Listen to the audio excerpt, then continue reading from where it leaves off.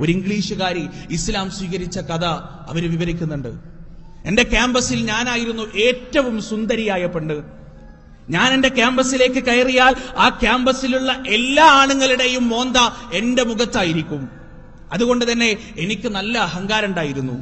എന്റെ സൗന്ദര്യത്തെക്കുറിച്ച് ഞാൻ ബോധവതിയായിരുന്നു. ആ ക്യാമ്പസിലുള്ള ഒരു വക അറിയപ്പെട്ട യുവാക്കൾ മുഴുവനും ഡേറ്റിങ്ങിന് വേണ്ടി എന്നോട് കെഞ്ചിയിട്ടുണ്ട്. ഞാൻ അവരെ നിരസിച്ചിട്ടുമുണ്ട്. എല്ലാ ആണുങ്ങളും അവർക്കൊക്കെ ഞാനൊരു വീക്ക്നെസ് ആയിരുന്നു. പക്ഷേ എന്റെ മുൻധാരണ ഒരു ദിവസം തിരുത്തപ്പെട്ടു. താഴത്തെ നിലയിൽ നിന്ന് മുകളിലത്തെ നിലയിലേക്ക് പോകാൻ ഞാൻ ലിഫ്റ്റിലേക്ക് കയറിയപ്പോ സാധാരണ പോലെ അവിടെ ഒരുപാട് ആണുങ്ങൾ, ഒരുപാട് പുരുഷന്മാരുണ്ടായിരുന്നു. ആ പുരുഷന്മാർ മുഴുവനും എന്നെ നോക്കാൻ തുടങ്ങി. അല്പസമയം കഴിയുന്നതിന്റെ മുന്നേ ഞാനൊരു കാര്യം ശ്രദ്ധിച്ചു. അതിൽ ഒരു മുഖം മാത്രം താഴ്ന്നു നിൽക്കുന്നു. ഞാൻ ആ യുവാവിനെ നോക്കി. അയാളുടെ മുഖം തറയിലേക്ക് നോക്കി നിൽക്കുകയാണ്. താടിരോമങ്ങൾ തൂങ്ങി നിൽക്കുന്നുണ്ട് അയാളുടെ മുഖത്ത്. വസ്ത്രധാരണയിൽ എന്തൊക്കെയോ വ്യത്യാസമുണ്ട്. ആ യുവാവിന്റെ ചുണ്ടുകളിൽ എന്തോ മന്ത്രിക്കുന്നുണ്ട്. ആരോഗ്യ ദൃഢഗാത്രനായ സുന്ദരനായ സുമുഖനായ യുവാവ്. എന്റെ മനസ്സ് അസ്വസ്ഥമായി. എന്തുകൊണ്ട് ഇയാൾ എന്നെ നോക്കുന്നില്ല? എന്തുകൊണ്ട് ഇയാളുടെ ശ്രദ്ധ പിടിച്ചു പറ്റാൻ എനിക്ക് കഴിയുന്നില്ല? ഞാൻ ഒരുപാട് ഗോഷ്ഠികൾ കാണിച്ചു നോക്കി, ഒരു രക്ഷയില്ല. അയാൾ എന്നെ നോക്കുന്നില്ല. അയാളുടെ അടുത്തേക്ക് ഞാൻ നീങ്ങി നിന്നു, എന്നിട്ടും അയാൾ എന്നെ നോക്കുന്നില്ല. ഒരുപാട് ചലിച്ചു നോക്കി, എന്നിട്ടും അയാൾ എന്നെ നോക്കുന്നില്ല. അവസാനം അസ്വസ്ഥയായിക്കൊണ്ട് ഞാൻ ആ ലിഫ്റ്റിൽ നിന്ന് ഇറങ്ങി നടന്നു. ഞാനൊന്ന് തീരുമാനിച്ചു, ഇയാളെക്കുറിച്ച് എനിക്ക് പഠിക്കണം. ആരാണ് ഈ മനുഷ്യൻ?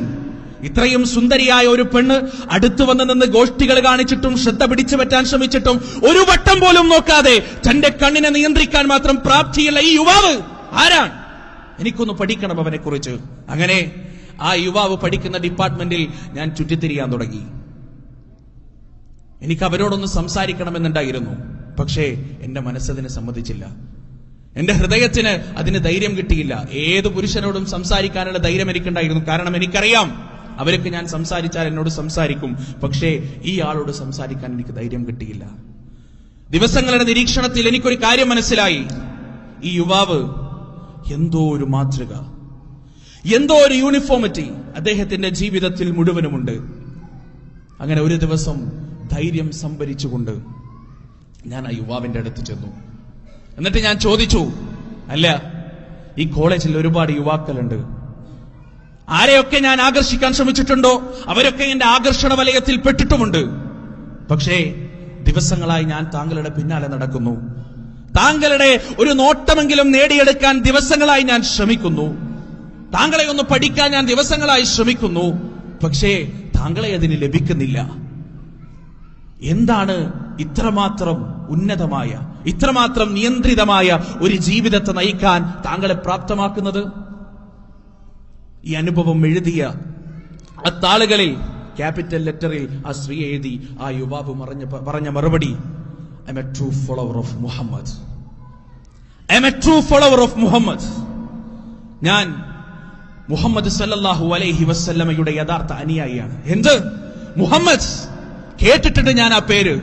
മീഡിയകളിലൂടെ സ്ത്രീലമ്പടനായി, വാളിന്റെ പ്രതീകമായി, കാമഭ്രാന്തനായിക്കൊണ്ട് മീഡിയകൾ ചിത്രീകരിക്കുന്ന മുഹമ്മദിനെ ഞാൻ കേട്ടിട്ടുണ്ട്. പക്ഷേ ഇത്തരത്തിൽ ഉന്നതന്മാരായ, ഉദാത്തന്മാരായ, നിയന്ത്രണമുള്ള മനസ്സുകളുള്ള യുവാക്കളെ സൃഷ്ടിച്ചെടുത്ത ഒരു മഹാവിപ്ലവകാരിയായ മുഹമ്മദിനെ ഞാൻ അറിഞ്ഞിട്ടില്ല. ചരിത്രത്തിൽ എവിടെയും ഞാൻ വായിച്ചിട്ടില്ല. തീരുമാനിച്ചു, ഞാൻ പഠിക്കും. ഞാൻ മുഹമ്മദിനെ കുറിച്ച്, ആരാണ് മുഹമ്മദ് എന്നെനിക്ക് പഠിക്കണം.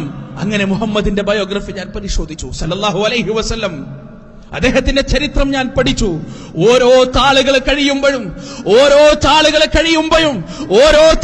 കഴിയുമ്പോഴും ഈ ലോകത്തിന്റെ മുകളിൽ ഞാൻ ഏറ്റവും കൂടുതൽ സ്നേഹിക്കുന്ന, ഞാൻ ഏറ്റവും കൂടുതൽ ആദരിക്കുന്ന, ഞാൻ ഏറ്റവും കൂടുതൽ ബഹുമാനിക്കുന്ന ഒരു വ്യക്തിത്വമായി മുഹമ്മദ് മാറുകയായിരുന്നു. അവസാനം ഞാൻ ആ യുവാവിന്റെ അടുത്ത് ചെന്ന് നിന്നു. എനിക്കും വേണം, എനിക്കുമാകണം, എനിക്കുമായി മാറണം. ആ പ്രിയപ്പെട്ട പ്രവാചകന്റെ ഒരു അനുയായിയായി എനിക്കും ഇനിയുള്ള ജീവിതകാലം കഴിഞ്ഞുകൂട്ടണം, ഞാൻ എന്ത് ചെയ്യണമെന്ന് പറഞ്ഞപ്പോ അവൻ പറഞ്ഞു തന്നു, അഷ്ഹദു അല്ലാ ഇലാഹ ഇല്ലല്ലാഹ് വ അഷ്ഹദു അന്ന മുഹമ്മദർ റസൂലുള്ളാഹ് എന്ന സത്യകലിമത്ത് എനിക്ക് പറഞ്ഞു തന്നു.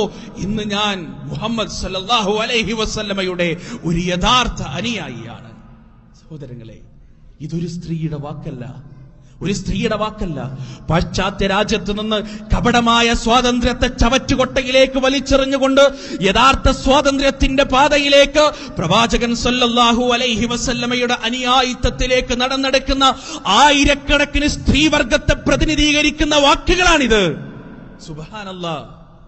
ആർക്കും കഴിയില്ല ആ പ്രവാചകനെ ഇകഴ്ത്തി കാണിക്കാൻ, ആർക്കും കഴിയില്ല ആ പ്രവാചകന്റെ വ്യക്തിത്വത്തെ താരടിക്കാൻ, ആർക്കും കഴിയില്ല ആ പ്രവാചകൻ തീവ്രവാദിയാണെന്ന് തെളിയിക്കാൻ, ആർക്കും കഴിയില്ല ആ പ്രവാചകൻ ഭീകരവാദിയാണെന്ന് തെളിയിക്കാൻ, ആർക്കും കഴിയില്ല വസ്തുനിഷ്ഠമായി ആ പ്രവാചകൻ സല്ലല്ലാഹു അലൈഹി വസല്ലമ സ്ത്രീലമ്പടനാണെന്ന് ചിത്രീകരിക്കാൻ, ആർക്കും കഴിയില്ല ആ പ്രവാചകൻ പണത്തിന് വേണ്ടിയും സമ്പത്തിന് വേണ്ടിയും അധികാരത്തിന് വേണ്ടിയും സ്വാധീനത്തിന് വേണ്ടിയും സ്ത്രീകൾക്ക് വേണ്ടിയും കപടമായ പ്രവാചകത്വം അവകാശപ്പെട്ട വ്യക്തിയാണെന്ന് ചരിത്രത്തിന്റെ താളുകളിൽ നിന്ന് തെളിവുകൾ ഉദ്ധരിച്ചുകൊണ്ട് പറയാൻ, സ്ഥാപിക്കാൻ, തെളിയിക്കാൻ ഭൂലോകത്തുള്ളൊരു മനുഷ്യനും സാധ്യമല്ല എന്നത് നാളിതുവരെയുള്ള ചരിത്രം സാക്ഷി.